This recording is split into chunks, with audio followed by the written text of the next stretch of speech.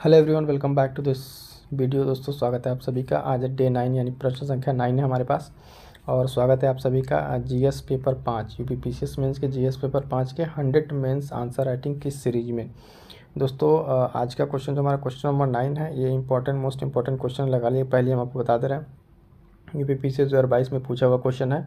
और क्यों कह रहे हैं, क्योंकि पीसीएस में बहुत सारे इसी थीम पे क्वेश्चन रिपीट होते हैं। ठीक है, तो ये क्वेश्चन आपके लिए इंपॉर्टेंट हो जाता है।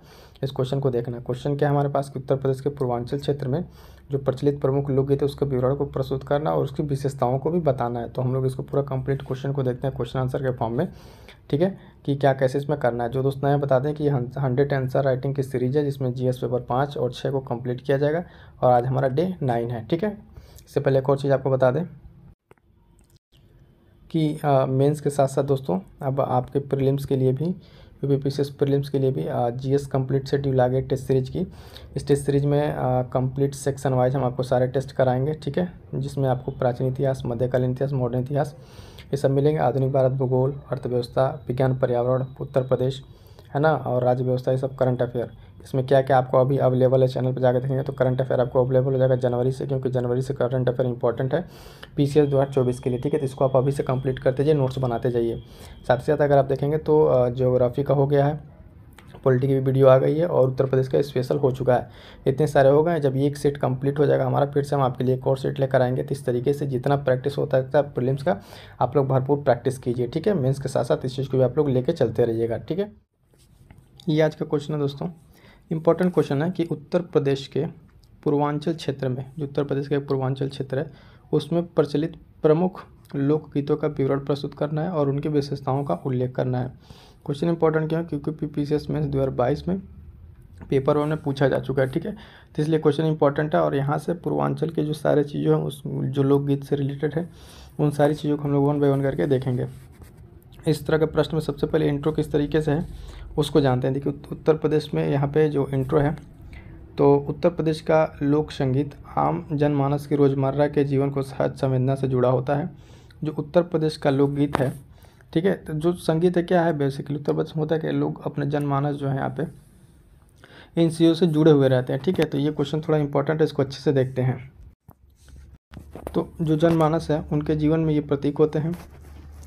और इस तरीके से अगर देखेंगे तो लोगों के दैनिक जीवन में खुशी एवं परिवर्तन का संचार होता है। यानी लोग विभिन्न तरीके से इस चीज़ को गाते बजाते अपनी चीज़ों को, दिनचर्या को क्या करते हैं, बिताते हैं। उत्तर प्रदेश में विभिन्न धर्मों के, जैसे हिंदू, मुस्लिम, सिख, ईसाई, ठीक इस तरह के जो जैन लोग हैं निवास करते हैं। और इन लोगों को समय समय पर विभिन्न पर्व, त्यौहार और मेला क्या कहते हैं, आयोजित किया जाता है। ठीक है,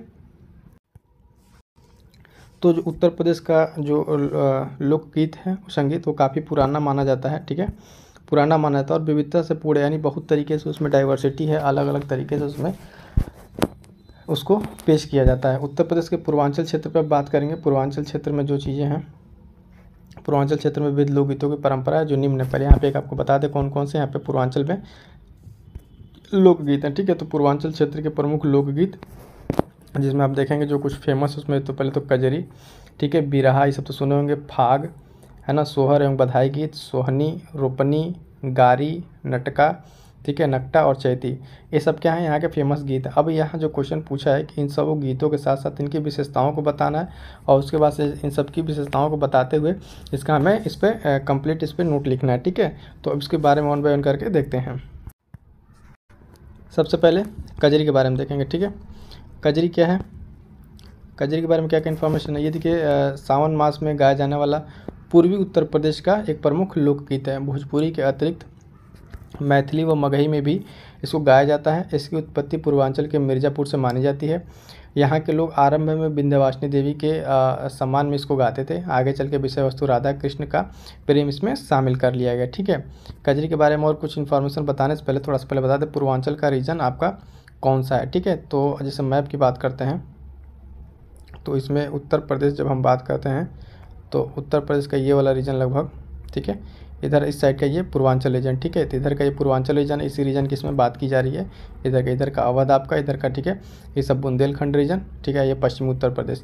तो मैप पे भी थोड़ी चीज़ें आपको समझ में आनी चाहिए। तो समझ में आ गया होगा कि पूर्वांचल कौन सा, पूर्वांचल वाला रीजन इधर का है। ठीक है, चलिए, तो बता रहे थे हम आपको क्या, कजरी के बारे में। तो कजरी देखिए इसमें क्या है, श्रृंगार रस की प्रधानता होती है। इसके प्रमुख विषय में वर्षा ऋतु, विरह, राधा कृष्ण प्रेम प्रसंग, ठीक है, स्त्रियों के समूह द्वारा गाए जाने वाले कजरी है। इसमें ढुलमुनिया कजरी कहा जाता है। कजरी के जो प्रमुख क्षेत्र है उसमें अखाड़ा कहा जाता है ना। 4 प्रमुख क्षेत्र इस अखाड़ा ये निम्नलिखित अखाड़े हैं, ठीक है। इन सब पॉइंट्स को देख लेंगे थोड़ा सा कजरी के बारे में। पंडित अखाड़ा, जहांगीर अखाड़ा है ना, अक्कड़ अखाड़ा, वैरागी अखाड़ा।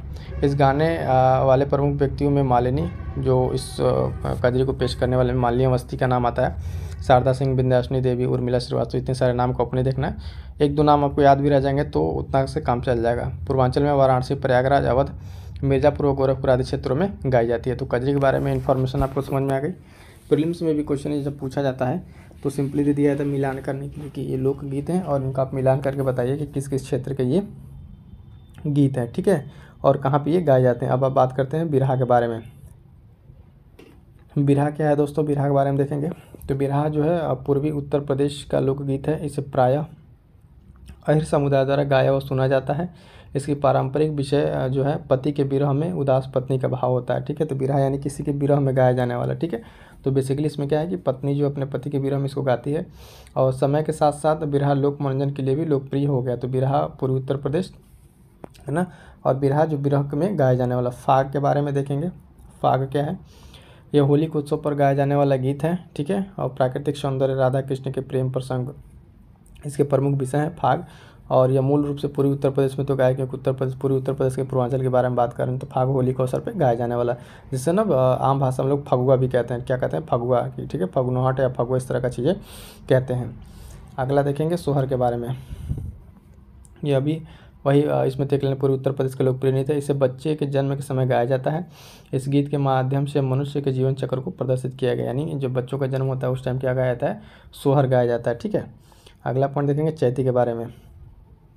चैती जो है हिंदू पंचांग के चैत माह में गाया जाने वाला गीत है। यह पूर्वी उत्तर प्रदेश में फिर वही वाराणसी, अयोध्या, प्रयागराज, गोरखपुर आदि क्षेत्रों में गाया जाता है। चैती के गीतों के बारे में अगर बात करेंगे दोस्तों तो इसमें प्रेम, प्रकृति, ये सब चीज़ें पॉइंट इंपॉर्टेंट है ना, कि किसके विषय में क्या है कि प्रेम प्रकृति है।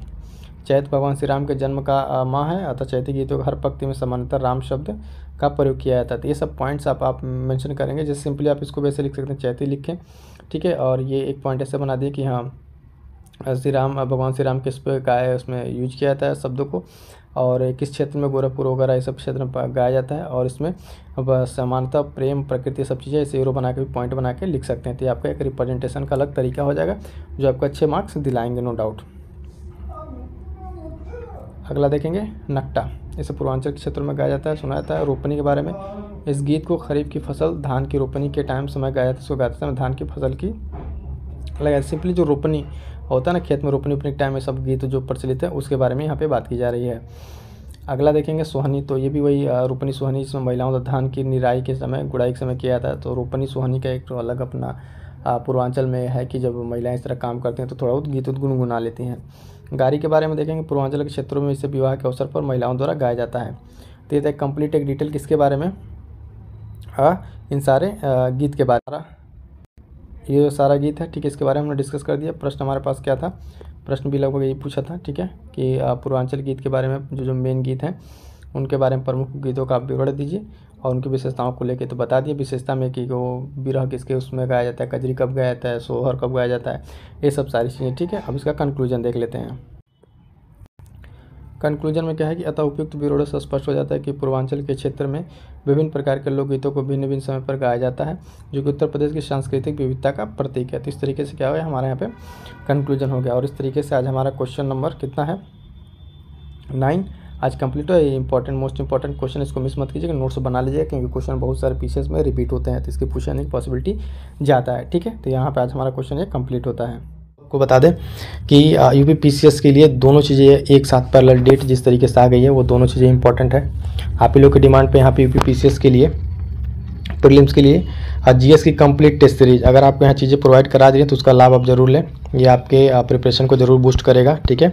और इसमें हम आपको बताएं सारे सब्जेक्ट वाइज जितने सारे सब्जेक्ट आप यहाँ पे देख पा रहे हैं उन सबका कंप्लीट यहाँ पे प्रीलिम्स टेस्ट सीरीज आपको उपलब्ध कराया जा रहा है। अब तक में देखेंगे तो भूगोल का हो गया है, ठीक है, उत्तर प्रदेश हो गया, और ये पॉलिटी चल रहा है, ठीक है, करंट अफेयर भी आपको यहाँ प्रोवाइड कराया जा रहा है। तो दोस्तों आप अपनी पढ़ाई को अपने साथ जारी रखिए, ठीक है, जो अपना पढ़ रहे हैं उसके साथ साथ अगर आप इस चैनल के माध्यम से जुड़े रहेंगे, अगले 1-2 महीने में आप अपने अंदर बदलाव पाएंगे। मेरा पूरा विश्वास है, इसलिए कह रहा हूँ क्योंकि यहाँ पे आपको चीज़ें मेंस, ठीक है, मेंस की भी आपको तैयारी कराई जा रही है और प्री की भी, तो दोनों आपको एक साथ यहाँ पे करने को मिल जाएगा। तो इसलिए करें, जो भी दोस्त अब इस चीज़ को नहीं देखें फटाफट से जाइए देखिए, और आपके जो भी सुझाव हैं वो आप कमेंट बॉक्स में ज़रूर बताइएगा, ठीक है।